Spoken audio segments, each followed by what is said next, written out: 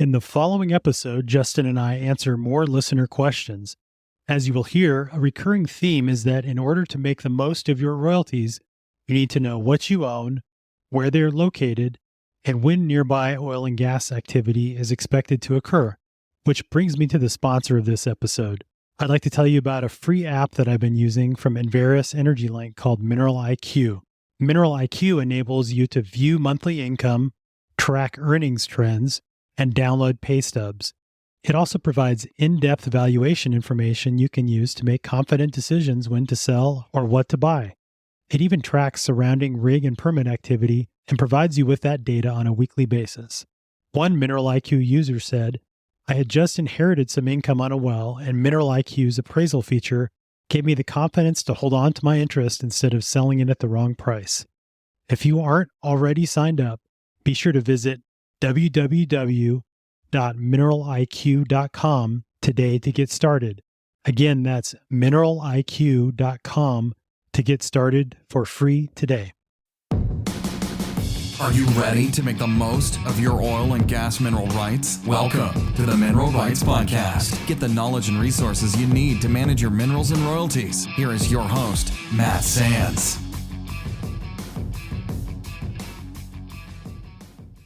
Hello and welcome to the Mineral Rights Podcast. I'm your host, Matt Sands, and I'm here to help you make the most of your mineral rights and royalties. And I'm joined by my co-host, Justin Williams. Justin, we have some really interesting questions in this episode, which is listener Q&A. It's September 2023. The year's almost over, but Justin, I think we've just really scratched the surface on some of the excellent questions that have been submitted by the listeners. You know them, Matt. They're really interesting questions, and they're looking at things from an angle that maybe we haven't actually covered this direct version. You know, the questions are kind of the same theme, but again, just kind of different angles on them.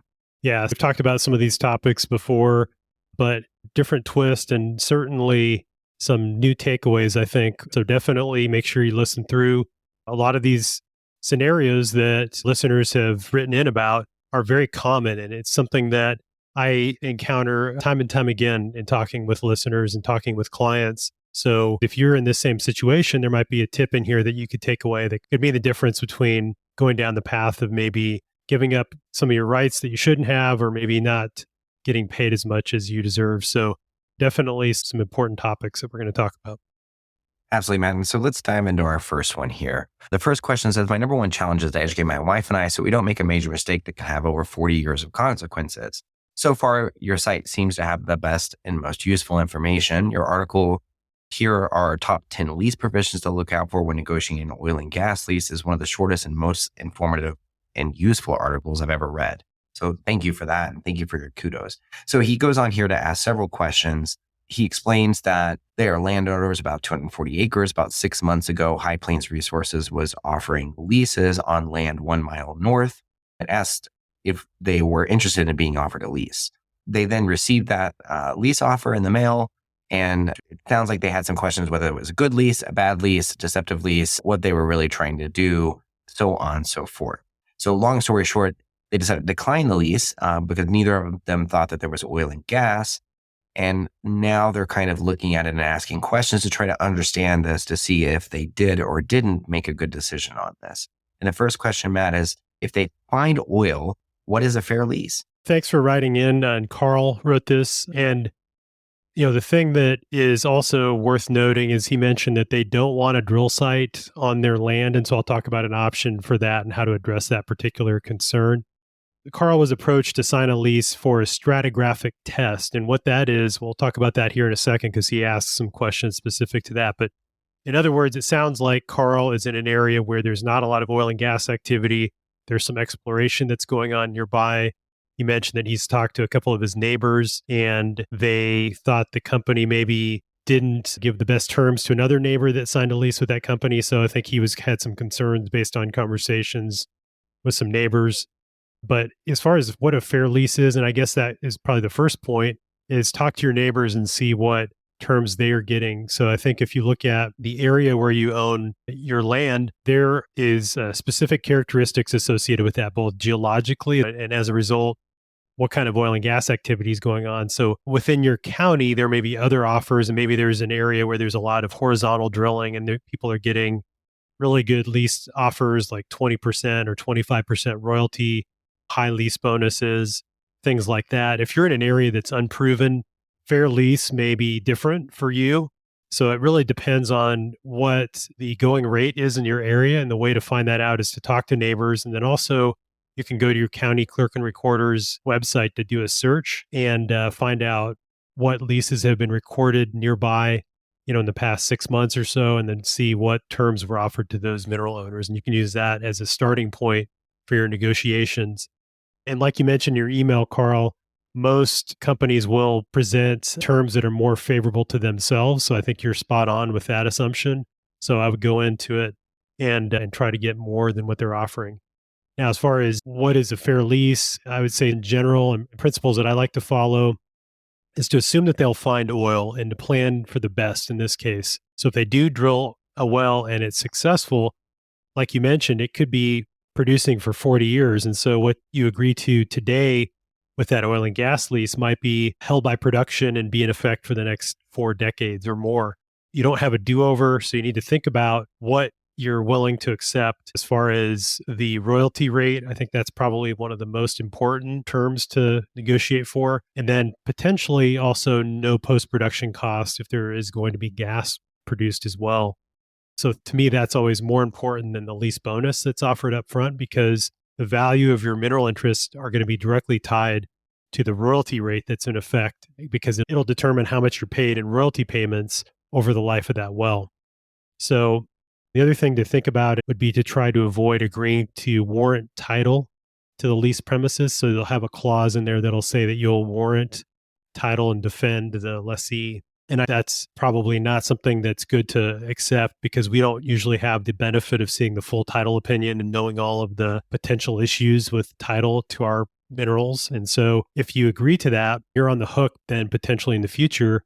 There's a title defect that is found and maybe you own less than you thought. You could be on the hook to potentially reimburse the lessee for the lease bonus amount or whatever. So that's important to not agree to that if you can avoid it. So other clauses are useful too. And again, you referenced that episode that we did on how to negotiate an oil and gas lease, which we'll link to in the show notes. That's an important one to listen to if you're in the position of negotiating a lease, but definitely, get help from an attorney, whatever the situation. So that was one of the first questions. I know Karl had several other questions. You want to go through those as well, Justin? Absolutely, Matt. So another question you mentioned here is what is a stratigraphic test? And then what happens after that stratigraphic test? And Matt, I think as a mineral owner, a stratigraphic test doesn't necessarily sound like they're going to come out there and drill a test well, but that's exactly what it is. Exactly. Yeah. So a stratigraphic test well is basically just a well that's drilled for the purposes of figuring out what's going on below the ground. In other words, obtaining information on the geology that they drill through.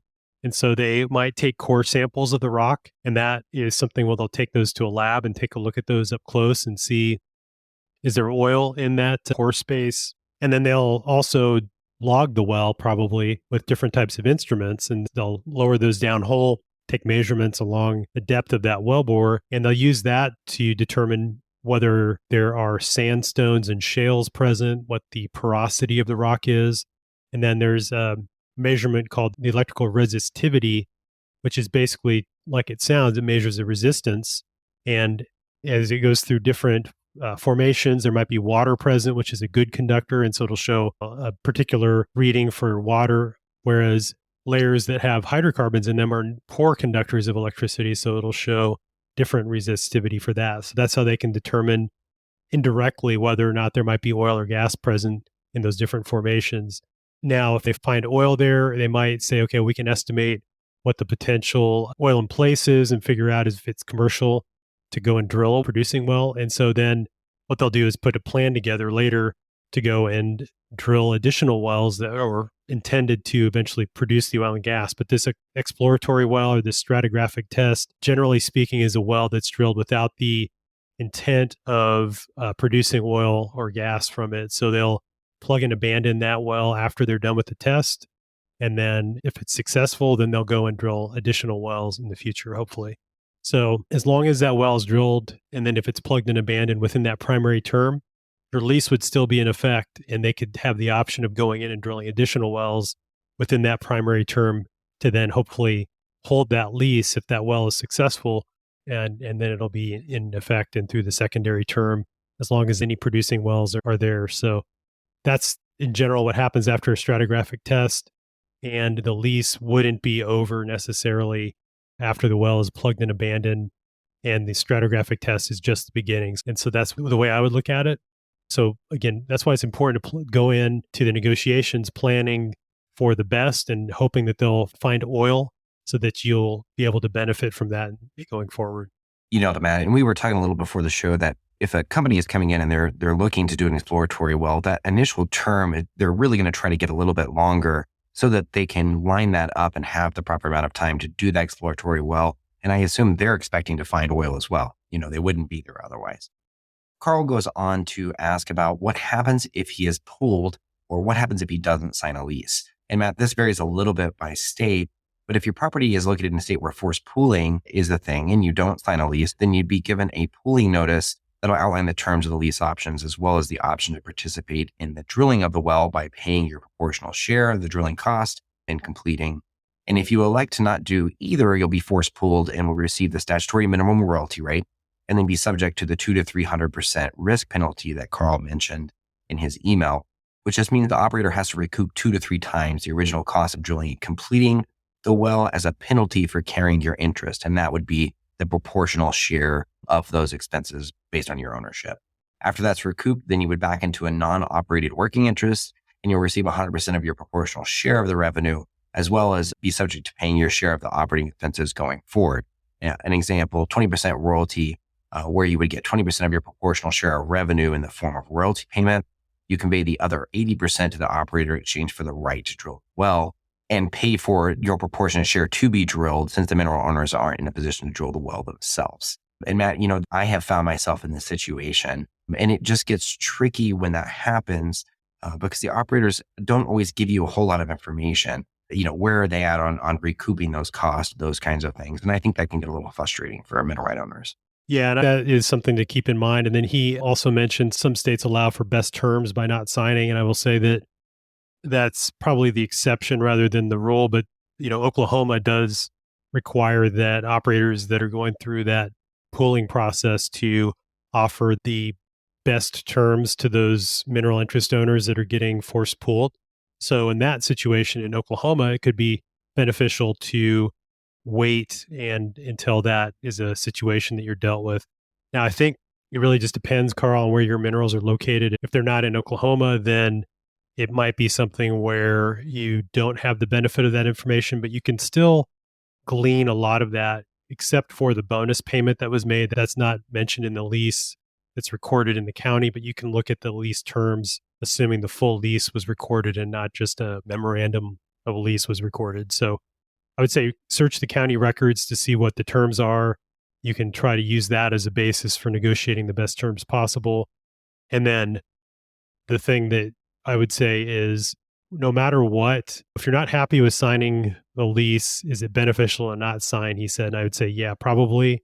But keep in mind that, again, what is unsatisfactory at face value based on other leases that are offered maybe in that county that could be, again, in an area with a lot more oil and gas activity, could be what looks to be a bad lease. But if you're in a very unproven area, expect to see a longer primary term, like Justin mentioned, probably 5 years minimum.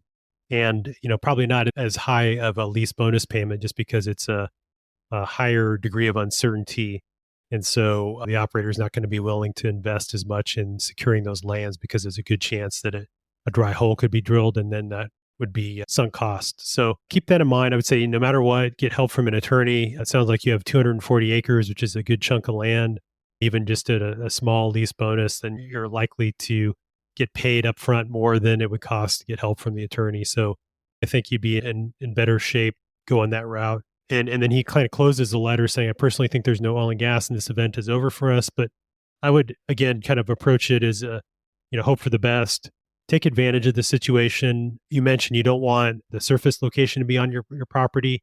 That could be difficult for the stratigraphic test, but you could see if the operator would be willing to give you a no surface use lease. So basically that's just an oil and gas lease that has language in there that says that a well won't be drilled on this particular tract. So they'd have to go on an adjacent tract and then drill under your land to extract the minerals. So lots to think about for those of you that are in a similar situation. If you're maybe in an area where there's exploration going on, this is a common situation where they might do a well test. They'll plug and abandon that well right afterwards, which doesn't necessarily mean that there's not oil and gas present. It's just that they're needing to go and then put plans together for drilling the producer. So lots to think about. Absolutely. And our next question here is from Kimberly, and the tax cost basis for mineral rights. It's another flavor of this. So she says, my mother just sold a portion of her mineral rights on inherited property, trying to determine if there's an easy way to establish the cost basis at the time of inheritance. So they don't have to declare the entire sale as capital gains on her taxes. The sale price does not justify paying for research. And Matt, this is just such a common thing. And as mineral interests have become fractionalized over the years and generations, these properties get smaller. And this is a real thing. It doesn't always make sense to go pay somebody to do the research and perform that. It might not save her that much in taxes. Yeah, exactly. And she mentions later in this email that she contacted a firm to get an estimate for the look back. So that's the first step that I would recommend. So it sounds like she's already done that. And then she mentions that her mom's current excess tax liability due to the sale is roughly $8,500 if she uses a $0 basis. Then she says, not sure if it's worth the effort. And I would tend to agree. I think in that case, if your tax liability is $8,500 and worst case with a 20% long-term capital gains tax rate, that's only $1,700 in taxes. And it's going to cost more than that to get an IRS look-back appraisal to establish the step-up in cost basis in 2004. Another thing to keep in mind is even if it is something where you've sold minerals for a lot more than $8,500, if you inherited them back before any oil and gas activity was going on in that area, you would have to think about what the value would have been at that time. And more than likely, if it was before we were drilling these long horizontal wells, before the shale revolution, so sort of before 2010, I would say, then there's a good chance that those minerals won't have a significant value associated with them because there was not probably a whole lot of oil and gas activity. It wasn't thought to be prospective for oil and gas. And so that's the other side of that coin is even if you have minerals you sold for $500,000 because you got 40,000 an acre today, well, it could be that those were worth, less than you would have to spend, $3,000 or $4,000 to figure that out to maybe only save that much money in capital gains taxes. So it depends on the situation. Certainly any appraiser should be able to give you an estimate of what it would cost and then what the potential high level tax savings would be based on their rule of thumb guess on the value, at least at that point, just based on the time period that's involved and the activity that would have been in that area. So again, talk to your CPA, whatever the case, they can advise you on the best course of action and what level of detail is required in documenting that, because that'll determine how much it costs to get the appraisal done. So good luck. Absolutely, Matt. And another very common question that we receive when it comes to selling mineral rights. Our next question here is from Cara. How do you find buyers for non-producing oil and gas mineral rights in Colorado? Matt, I think this is a question that is difficult for any state. And we're so used to, as mineral right owners, when something's producing, you receive the letters in the mail of people wanting to buy it. But when a property doesn't have current activity, you really have to go out and do the searching to find somebody to buy it. Yeah, that's a great point, Justin, because you look at non-producing, and I would say that it depends on where the minerals are located. If it's in a producing basin, so Cara mentions Colorado. So for example, if her minerals are in Weld County in the Denver-Julesburg Basin, where there's a lot of oil and gas activity, then it could just be that they haven't gotten to her area yet to drill a well. So it could be like on the fringe of where there's current activity. And to your point, Justin, you could sort of wait until there's wells permitted and then you'll start getting phone calls and unsolicited offers, or you could go out and proactively do it. And if you're wanting to sell non-producing minerals, then I would say the first place to look is the county records. And what you can do is search for that county and find the companies that have purchased mineral rights near where your minerals are located, ideally, but at least in that county in the last 6 to 12 months or so. You can come up with that list of companies and then do some due diligence. In other words, research them, find out from other mineral interest owners on like Mineral Rights Forum what their experience has been in dealing with those companies. And what you're really trying to look for as well is an in buyer versus a flipper. And the reason that I say that is because an in buyer will probably be willing to pay you more for those interests because they're going to hold on to it for the long term. A flipper is going to look at buying them for less than market value, so then they can flip them to a company that's going to hold them eventually for the duration. So the way you would determine that, and it's pretty straightforward, is you look at in those county records if somebody has recently purchased mineral rights and then they sell them immediately or sell them within, say, a couple of months after buying that property. And you can figure that out by looking at the legal description in the deed. And if the legal description matches between the two deeds, the one where they were the buyer and the one where they were the seller, then they flipped those minerals. And so they're probably not going to be willing to pay you top dollar. Now, I could be wrong. There's always exceptions to that, but I would say in general, that's kind of how I would look at it. And then you can look at who are those end buyers and then research those companies and then go ahead and contact them. Look at their websites. More than likely, if they're actively buying minerals and royalties, they'll have a website, they'll have a phone number, email address, or you can fill out a form. You can contact them to get an offer and see. And at that point, there's no obligation. Definitely don't agree or to sign anything until you get help from an attorney. No matter what path you go, whether you're proactively looking to sell your minerals and contacting people, or if you get contacted and you're looking at potentially accepting an offer, it's always good to have your attorney review any agreements to make sure that you know what you're signing. And then be ready if you're looking at selling your interest, is have your documentation in order. And you would need copies of your mineral deed, copies of any oil and gas leases if your minerals are leased, or if they had been leased in the past, any check stubs or division orders if you had royalties in the past or even presently, and then, have a good legal description that you can send to potential buyers so that they can go and research your property. So if you say, well, I have minerals and they're in Will County, but I'm not really sure where, they're going to be like, okay, well, I need more information to go and figure out what they might be worth. So that's that description that'll be on your deed that'll describe the township, section, and range of the property, and all of the language that's in there. That's everything you would need to send to a potential buyer to describe what you own and what you're looking at selling. And then if you're not wanting to sell 100%, if you wanted to sell 50% or whatever percentage, you would need to spell that out as well. And this can be this same process is another thing you can use to go and actively get an oil and gas lease. So if you're unleased and you want a lease but you don't want to sell, do that same process of finding who has recorded an oil and gas lease in your county recently, and then go ahead and contact them to see if they'd be willing to lease your minerals. Absolutely, Matt. That last point you hit on, I think it's something that a lot of mineral owners they don't realize until they really get out there trying to sell, but having that information together is just really important. I think many people just have a check stub and they want to kind of sell it based off that, but there's a lot more work to do. And if you're not bringing that full package of information, then the buyer is having to pay to have that done. And they know even less than you do about what you're trying to sell them.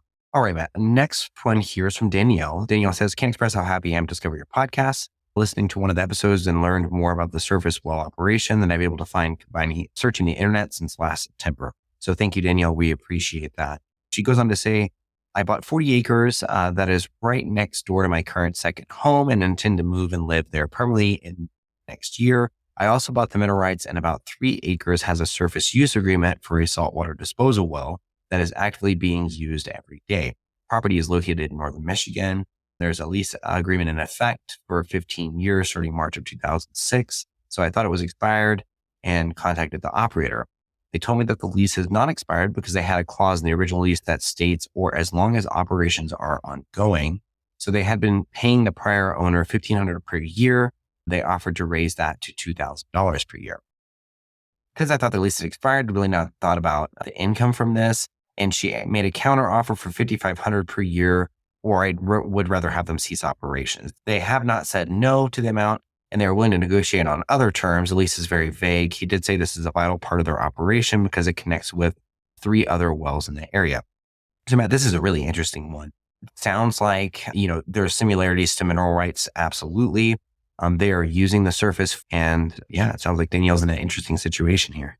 Yeah, she mentions she wants to know how to deal with this sort of lease that comes along with the property that seems to be never ending. And I would say that if you're already the owner of this property, then the due diligence period is sort of past. I mean, you can find out as much as you can now, but I think if it was a concern, the time to do the research would have been prior to purchasing it, ideally. But since that's not an option in this case, I would say that it's a good sign, I guess, that they're willing to negotiate with you after the fact, even though there's a valid oil and gas lease in place, it sounds like.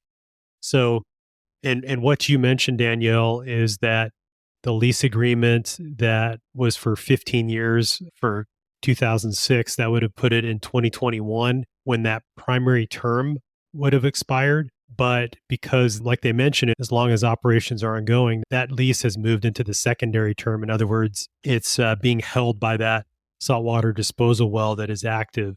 So similar to having a producing well on the property where it's held by production, as long as that well is in operation and that's operations are continuing, then that lease will be in effect. And so that could be for a few decades potentially. So definitely something to keep in mind. I would definitely get with an attorney. That's probably the biggest piece of advice here. Someone that's well-versed in oil and gas law to assist you so that you could negotiate the terms of the payment. And also, I would assume that you have a surface use agreement in place, and that would dictate the terms of, what they have to do from a maintenance and reclamation standpoint. So after operations cease and that saltwater disposal well gets plugged and abandoned, then you would need to make sure that the land is left in the original condition. And that's where that surface use agreement would come in handy. So I'm not sure if that would be an opportunity to draft a news agreement to try to clarify some of those terms. But in general, what I would try to do is get any sort of agreements in writing, because if that well gets sold to another company, then likely those verbal agreements are going to die with that sale. So you definitely want to have a piece of paper you could refer to that would hold whoever is operating that well on the hook for meeting those terms.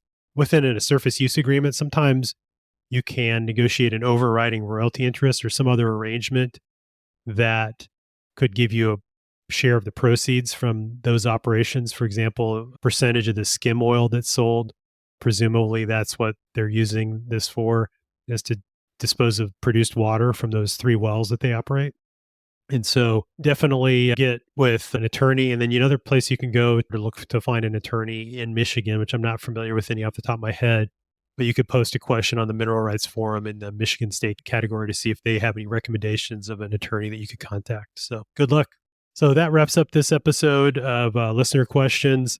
Thanks again for submitting your questions. If you have a question that you'd like us to answer on air, or I'll answer it by email as well, just send an email to feedback@mineralrightspodcast.com. And, who knows, maybe we'll read it on the air in the future. Thanks again to everybody who wrote in, and hopefully this information was useful. Thanks, Justin. Thanks, Matt. Thanks so much for listening to the Mineral Rights Podcast with your host, Matt Sands. Don't forget to subscribe and share at mineralrightspodcast.com. The Mineral Rights Podcast should not be construed as investment, legal, or tax advice. All information is believed to be from reliable sources. However, we make no representation as to its completeness or accuracy.